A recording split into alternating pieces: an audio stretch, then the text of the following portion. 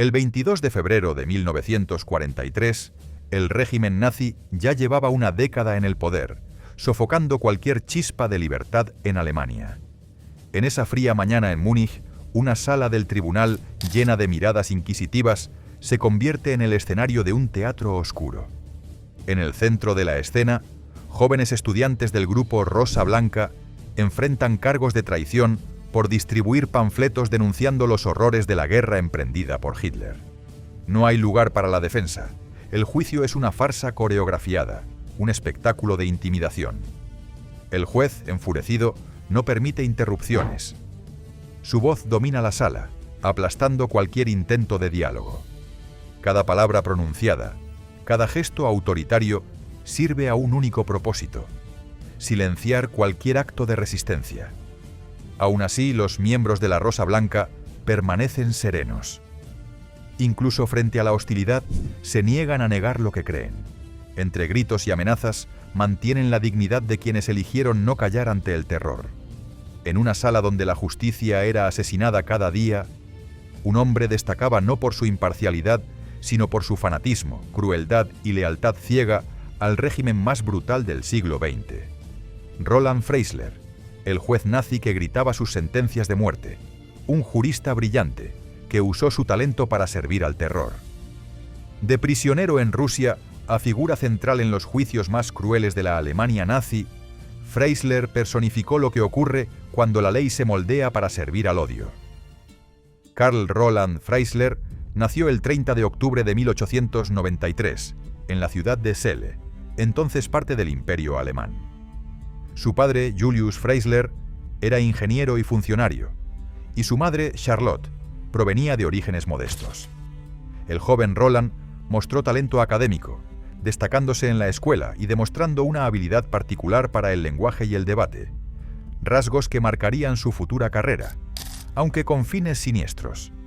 Freisler estudiaba Derecho en la Universidad de Kiel cuando estalló la Primera Guerra Mundial en 1914, lo que interrumpió sus estudios.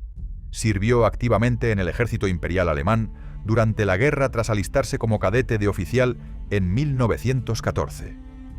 Mientras servía en las líneas del frente con la 22ª División, fue condecorado con la Cruz de Hierro de segunda clase por heroísmo en combate. En octubre de 1915, fue herido en combate en el Frente Oriental y capturado como prisionero de guerra por las fuerzas del Imperio ruso. Mientras estaba prisionero, Freisler aprendió a hablar ruso y desarrolló un interés por el marxismo tras el inicio de la Revolución Rusa. La autoridad provisional bolchevique, que asumió el control del campo de prisioneros donde Freisler estaba detenido, lo utilizó como comisario del campo, organizando la logística del suministro de alimentos entre 1917 y 1918. A finales de la década de 1930, durante la Gran Purga de Joseph Stalin en la Unión Soviética, Freisler asistió a los juicios de Moscú para observar los procedimientos contra los condenados. Posteriormente, Freisler rechazó cualquier insinuación de que hubiera colaborado con los soviéticos, enemigos ideológicos de la Alemania nazi, pero su carrera posterior como funcionario político en Alemania se vio ensombrecida por rumores sobre su tiempo como comisario con los rojos. Tras su liberación y regreso a Alemania en 1918, Freisler reanudó sus estudios de Derecho. Su fluidez en ruso lo distinguía de muchos de sus colegas, y completó su tesis doctoral en Derecho en la Universidad de Jena en 1922. Durante este periodo, la sociedad alemana estaba en crisis. Las reparaciones de guerra, la hiperinflación y los humillantes términos del Tratado de Versalles alimentaban la inestabilidad política. Diversos movimientos extremistas tomaban forma, incluido el partido nazi, liderado por el incendiario agitador Adolf Hitler. Inicialmente, Freisler no tenía conexión directa con el partido, pero trabajaba como abogado y defensor en varios casos políticamente cargados, ganando reputación por su comportamiento feroz en los tribunales. A fines de la década de 1920, la orientación política de Freisler dio un giro radical hacia la derecha. El 9 de julio de 1925 se unió al partido nazi, convirtiéndose en el miembro número 9679. También obtuvo un cargo como concejal en Kassel, donde sus habilidades oratorias y conocimientos legales llamaron la atención de los funcionarios del partido nazi. Freisler se hizo rápidamente conocido por su fervorosa devoción al mensaje del partido, abogando por reformas radicales que colocaban la voluntad colectiva del pueblo alemán por encima de cualquier noción de derechos individuales. En sus discursos arremetía contra los enemigos del Estado, una categoría que, en su mente, incluía a judíos, socialistas y cualquiera que criticara a Hitler y al partido nazi. El 24 de marzo de 1928, Freisler se casó con Marion Ruseger, y de ese matrimonio nacieron 2 hijos. Cuando Hitler asumió el poder en enero de 1933, las perspectivas de carrera de Freisler se dispararon. El nuevo régimen requería mentes legales capaces de racionalizar el desmantelamiento de las instituciones democráticas por parte de los nazis, y Freisler demostró estar más que dispuesto. En febrero de 1933, tras la toma del poder por parte de los nazis, Freisler fue nombrado director ministerial en el Ministerio de Justicia de Prusia, bajo Hans Kerrl. Se le asignó la dirección del departamento de personal y utilizó su autoridad para expulsar a los miembros judíos del personal. El dominio de Freisler sobre los textos legales, su agilidad mental, su retórica dramática y contundente en el tribunal, combinados con su fervorosa conversión a la ideología nazi, lo convirtieron en el juez más temido de la Alemania nazi y en la encarnación del nazismo dentro del sistema jurídico interno. Sin embargo, a pesar de sus talentos y lealtad, Adolf Hitler nunca lo nombró para ningún cargo fuera del sistema legal. Esto pudo haber ocurrido porque Freisler era una figura aislada, sin respaldo dentro de la alta jerarquía nazi. Además, su carrera política se vio comprometida por su hermano, Oswald Freisler, también abogado. Oswald había actuado repetidamente como abogado defensor contra la autoridad del régimen durante juicios cada vez más politizados, mediante los cuales los nazis intentaban imponer su control tiránico sobre la sociedad alemana, y tenía la costumbre de llevar su insignia del partido nazi durante estas audiencias. El ministro de propaganda Joseph Goebbels reprendió a Oswald Freisler y reportó sus acciones a Adolf Hitler, quien en respuesta ordenó su expulsión del partido. En 1941, durante una discusión en el cuartel general del Führer sobre quién debía reemplazar a Franz Gürtner, el ministro de Justicia del Reich que había fallecido, Goebbels sugirió a Roland Freisler como una opción.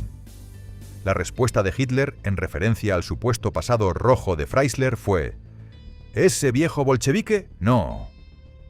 Esencialmente, Freisler fue uno de los que supervisó la transformación legislativa que erosionó las libertades civiles. Esto incluyó la promulgación de leyes que permitían la detención indefinida sin juicio y prácticas judiciales especiales dirigidas a delitos políticos, crímenes que en esencia abarcaban todas las formas de disidencia. Detrás de escena, Freisler abogó por medidas que destruyeron el principio de igualdad ante la ley, reemplazándolo por una jerarquía racializada. Roland Freisler fue un ideólogo nazi leal y usó su conocimiento legal para adaptar sus ideales fascistas a la práctica legislativa y judicial. Publicó un documento titulado La tarea biológico-racial en la reforma del derecho penal juvenil, en el que argumentaba que los menores racialmente ajenos, racialmente degenerados, racialmente incurables o gravemente defectuosos debían ser enviados a centros juveniles o instituciones correccionales. Además, estos individuos debían ser segregados de los jóvenes que eran alemanes y valiosos racialmente. Freisler también abogó firmemente por la creación de leyes para castigar la llamada profanación racial, un término nazi utilizado para definir las relaciones sexuales entre arios y aquellos considerados de razas inferiores. En 1933, incluso publicó un panfleto exigiendo la prohibición legal de las relaciones sexuales entre individuos de raza mixta. Las opiniones ideológicas de Freisler reflejaban lo que estaba por venir, pues 2 años después, el 15 de septiembre de 1935, el régimen nazi anunció 2 nuevas leyes: la Ley de Ciudadanía del Reich, que definía a un ciudadano como una persona de sangre alemana o afín, lo que significaba que los judíos, definidos como una raza separada, No podían ser ciudadanos plenos de Alemania y no tenían derechos políticos. Y la ley para la protección de la sangre alemana y el honor alemán, que prohibía los matrimonios mixtos futuros y las relaciones sexuales entre judíos y personas de sangre alemana o descendencia alemana. Los nazis creían que tales relaciones eran peligrosas porque daban lugar a niños de raza mixta. Según su ideología, estos niños y sus descendientes acabarían con la pureza de la raza alemana. La Segunda Guerra Mundial comenzó el 1 de septiembre de 1939, cuando Alemania invadió Polonia. El mes siguiente, Freisler introdujo el concepto del delincuente juvenil precoz en el Decreto de Delincuentes Juveniles. Este decreto proporcionó la base legal para imponer la pena de muerte y sentencias de prisión a menores por primera vez en la historia legal alemana. Al menos 72 jóvenes alemanes fueron condenados a muerte por los tribunales nazis. En agosto de 1942, Freisler alcanzó el cargo más temido hasta entonces: presidente del Tribunal Popular, establecido por Hitler en 1934, para tratar casos de traición y disidencia política. Aparentemente parte del aparato judicial, el tribunal funcionaba como un arma política.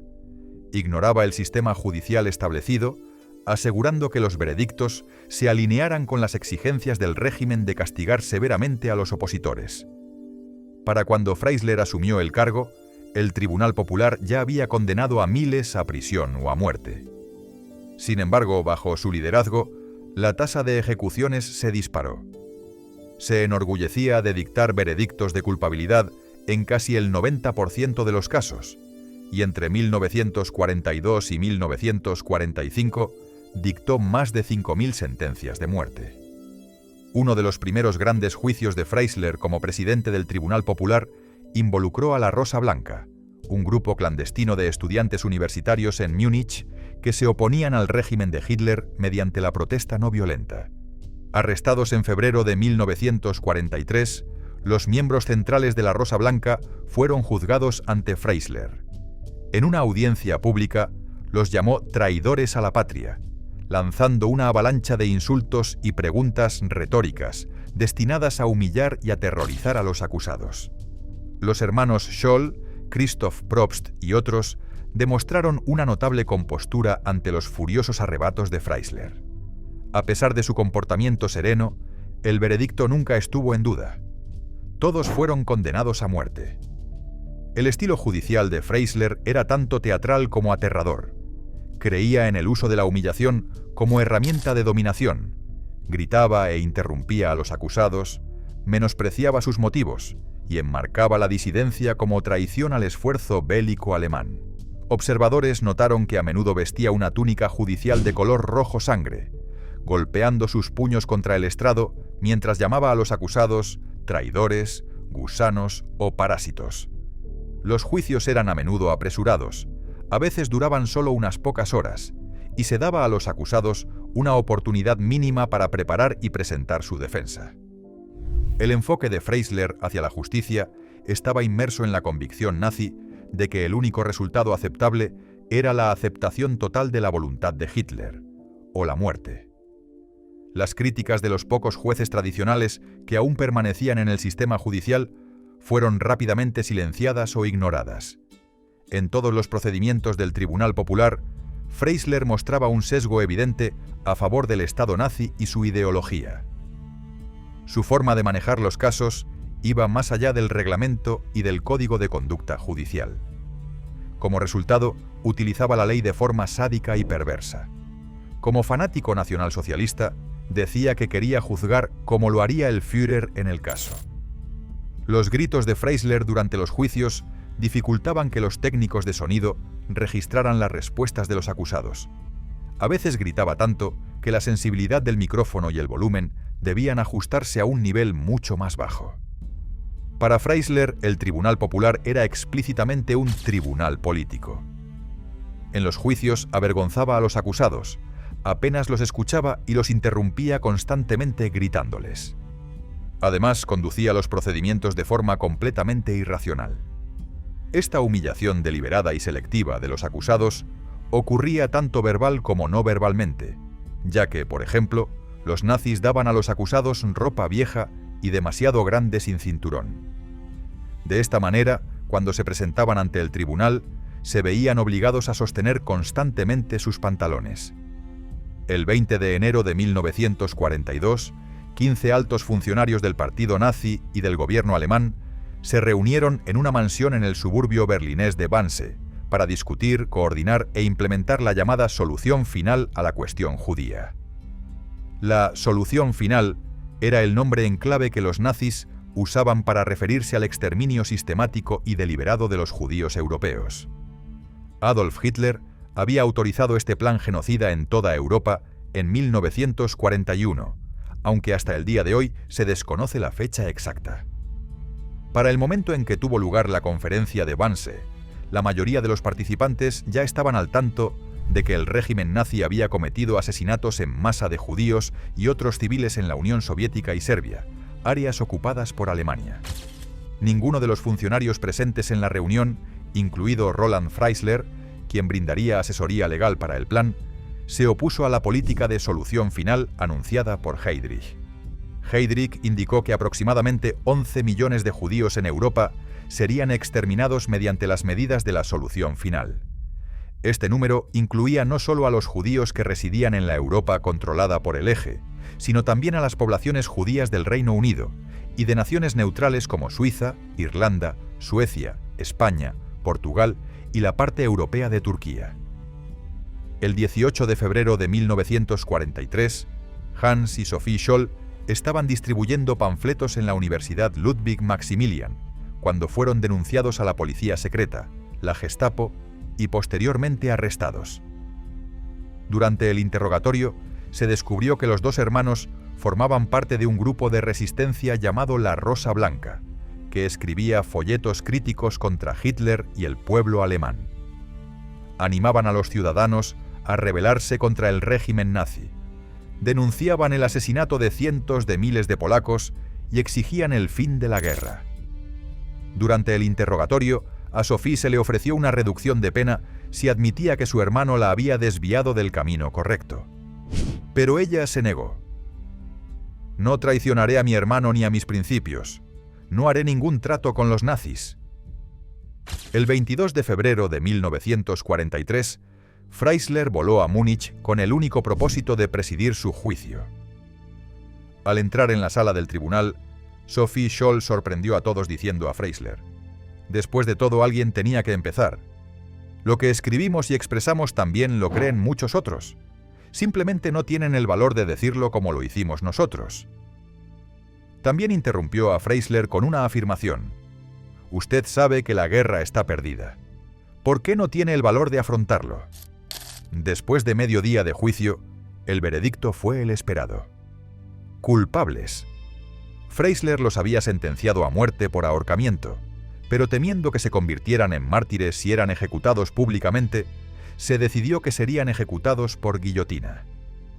El 19 de abril de 1943, Freisler fue nuevamente trasladado para servir como juez en el segundo juicio de los miembros de la Rosa Blanca. Al inicio de este segundo juicio, Freisler comenzó a gritar enérgicamente a los acusados, advirtiéndoles: «El nacionalsocialismo no necesita un código penal para traidores como ustedes. Haré que este proceso sea breve». Tras esta advertencia, un asistente le entregó el código penal y, sin decir una palabra, Freisler lo arrojó hacia el banco de los acusados, obligando a uno de ellos a agacharse para no ser golpeado en la cabeza. De los 13 acusados, 3 fueron condenados a muerte, 9 a penas de prisión y 1 fue inesperadamente absuelto. Otra víctima de Freisler fue Elfriede Scholz, hermana del novelista alemán Erich Maria Remarque. El 10 de mayo de 1933, por iniciativa del ministro de propaganda nazi Joseph Goebbels, los libros de Remarque fueron públicamente declarados antipatrióticos y, por tanto, prohibidos. Como resultado, se retiraron copias de todas las bibliotecas y su venta o publicación fue restringida en todo el país. Mientras Erich abandonó Alemania, su hermana Elfriede hizo lo contrario. Se quedó en Alemania con su esposo y sus 2 hijos. Sin embargo, terminó siendo arrestada después de que su arrendador la oyera decir que la guerra impulsada por los nazis estaba perdida. Por ese comentario fue entregada al partido nazi. El cargo en su contra se basó en presuntamente intentar socavar el esfuerzo de guerra alemán. Durante el juicio, Freisler le dijo a Elfriede: «Su hermano está fuera de nuestro alcance, pero usted no escapará de nosotros». Elfriede Scholz fue decapitada por guillotina el 16 de diciembre de 1943. A medida que la guerra avanzaba, el ambiente en Alemania se volvía cada vez más desesperado, y el apoyo popular al régimen se erosionaba gradualmente. Un número creciente de intelectuales, oficiales militares y ciudadanos comunes comenzó a contemplar la viabilidad de derrocar a Hitler. Cuando el 20 de julio de 1944, miembros de las Fuerzas Armadas alemanas intentaron, y fracasaron, asesinar a Hitler en la guarida del Lobo, su cuartel general en Rastenburg, Prusia Oriental, los conspiradores quedaron a merced del Tribunal Popular. En los días y semanas que siguieron, el aparato de seguridad de Hitler capturó a un gran número de sospechosos. El mariscal de campo Erwin Rommel fue presionado para que se suicidara, mientras que otros, incluidos el coronel Klaus von Stauffenberg, el general Friedrich Olbricht y el coronel general Ludwig Beck, fueron ejecutados de inmediato o forzados a quitarse la vida. Muchos otros acusados de participar en la conspiración fueron llevados a juicio ante Freisler en el Tribunal Popular. En estos juicios, la reputación de Freisler por su crueldad alcanzó su punto máximo. Alternaba entre burlarse de los orígenes aristocráticos de algunos conspiradores y condenarlos como cobardes que habían apuñalado por la espalda a los soldados del frente. La sala del tribunal fue equipada con cámaras para grabar estos frenéticos procedimientos, una forma de propaganda destinada a mostrar la justicia implacable del Estado nazi.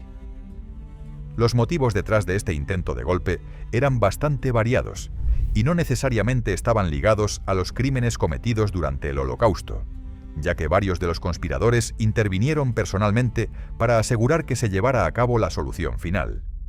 Sin embargo, la mayoría de ellos tenía una razón más pragmática para asesinar a su líder: salvar a Alemania de una derrota catastrófica provocada por el liderazgo cada vez más irracional de Hitler. En los días siguientes, Hitler ordenó una cacería masiva de conspiradores que duró meses.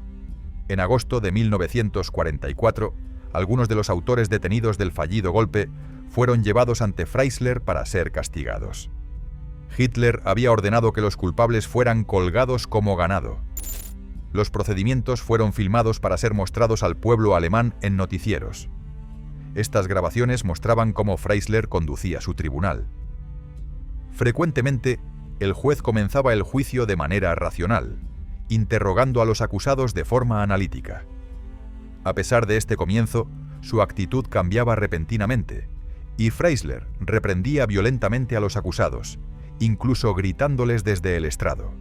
Este cambio, de un interrogatorio frío y clínico a un estallido de furia, estaba diseñado para desarmar psicológicamente, atormentar y humillar a los acusados, al tiempo que destruía cualquier intento de defensa.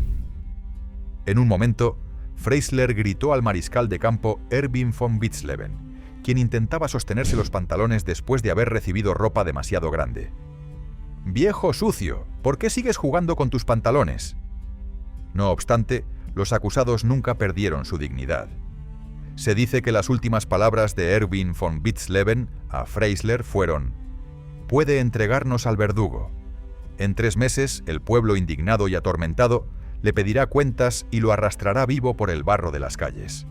César von Hoffacker, una figura destacada en la resistencia en Francia, interrumpió a Freisler diciendo: «Cállese ya, señor Freisler, porque hoy es mi cabeza, pero dentro de un año será la suya».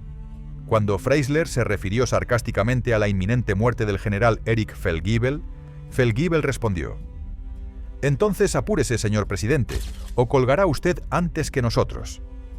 Cuando Ulrich Wilhelm, conde de Schwerin von Schwanenfeld, devastado por las condiciones de su encarcelamiento, fue llevado al tribunal sin cinturón ni corbata, también intentó conservar su dignidad.